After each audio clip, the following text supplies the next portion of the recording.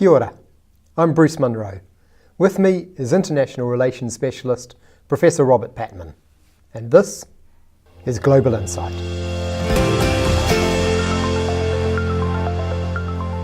Kiwi Jihadi Mark Taylor spent 5 years in the Middle East with terrorist organisation ISIS. He's now in jail in Syria. Should we leave him there? Should we bring him home? Welcome, Robert. Good morning, Bruce. Mark Taylor seems in some ways an alarming figure and in other ways perhaps tragic, maybe even comical. What do we know about him and his bumbling ways? Well, Mark Taylor has an interesting background. He served in the New Zealand Army, and then around about 2009 he attempted to join Al-Qaeda in the Middle East. And to cut a long story short, he lost his passport in Australia. He was based in Australia because of his terrorist connections. So both New Zealand intelligence and Australian intelligence have had their eye on him. He managed to get back his New Zealand passport in 2012. He went to Indonesia, where he taught English for a while, and then suddenly left his wife and family in Indonesia and went to Syria, where the civil war was on, and subsequently joined ISIS.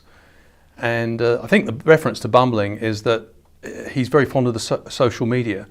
And in one use of Twitter, he gave away not only his own the coordinates of his own position when he tweeted, but also those of the ISIS organisation, which I'm sure didn't go down very well. So he's done well to survive that, actually. Right. Well, what's the state of play now for him? He's being detained by the Kurds, who've been the most effective oppositional group to ISIS. The Kurds have been supported by the United States, but the Kurds have precious few resources, and it's expected that they will ask the countries where these citizens, these foreign fighters come from, like Mark Taylor, to take these citizens back. Some are saying leave him there. Some are saying that he needs help. Others are saying he should be brought back to New Zealand to face justice. I'd like to hear from you what you think we should be doing, but first, is there anything we shouldn't be doing? Well, what we shouldn't be doing, I think, is fudging the situation. And I think that's what we're doing at the moment. The position at the moment of the government, supported by the opposition, is wait and see. And I don't think that's good enough for two reasons. Firstly, much as we may feel repulsion about Mark Taylor's involvement in ISIS, we also have to sympathise for the victims of ISIS. Those people who are brutally murdered by ISIS, whether they be Kurds, Syrians or Iraqis. And so we have a responsibility. He has a New Zealand passport, and or he did have before he burnt it.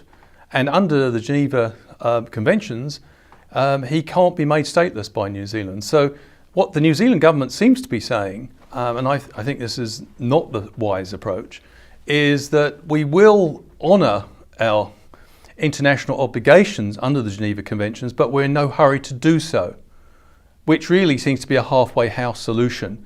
And somehow he's got to make his own way to the Turkish embassy, where we have the New Zealand embassy in Turkey, and register and fly himself back to New Zealand. This is someone who's been part of a criminal organisation, and he should be brought back with speed to face justice in this country. We have the Terrorist Suppression Act to deal with that. Okay, can you expand on that for me? You're saying our government should bring him back to New Zealand. Yes. Why would we want to do that? Because he's a member of a criminal organisation. We joined the coalition in the war on terror. We have to face up to the obligations that involves. And the fact is that he's only one of maybe up to 10 New Zealanders who participated, fought for ISIS. It's no good politicians playing the populist line that New Zealanders don't want him back. It's, many of us don't want to pay tax, but we have to pay it. And the fact of the matter is, we passed the legislation to deal with precisely this situation. A New Zealand citizen who may have committed a terrorist offence. And so we need to take him out of circulation. There's a strategic reason here.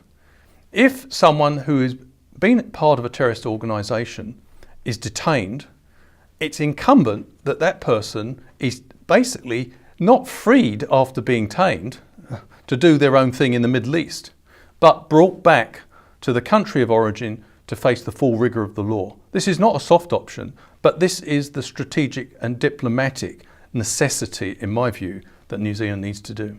Thanks, Robert. and thank you for watching. Catch us next time on Global Insight. Ilalaka.